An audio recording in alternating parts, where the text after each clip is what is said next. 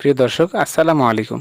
আজকে আপনাদের সম্মুখে আলোচনা করব সকল অপকর্মের মূল হচ্ছে জাহালত বা অজ্ঞতা। দুনিয়ার সমস্ত অপকর্মের মূল হচ্ছে জাহালত বা অজ্ঞতা। এই অজ্ঞতা দূর করার জন্য আল্লাহ তাআলা কোরআনে সর্বপ্রথম যে বাণী নাজিল করেছেন তা হলো ইকরা, অর্থাৎ পাঠ করুন, পড়ুন। এর অনর্থ হচ্ছে প্রথমে জ্ঞান অর্জন করতে হবে। সে জ্ঞান কোনটা বলা হয়েছে? সেটা এমন জ্ঞান যা দ্বারা রবের পরিচয় জানা যাবে, সৃষ্টিকর্তাকে চেনা যাবে। আল্লাহ পাক বলছেন, ইকরা বিসমি রব্বিকাল্লাযী খলাক, পড়ো তোমার প্রভুর নামে যিনি তোমাকে সৃষ্টি করেছেন। অর্থাৎ ইলমে ওহী তথা দ্বীনি ইলম অর্জন করা।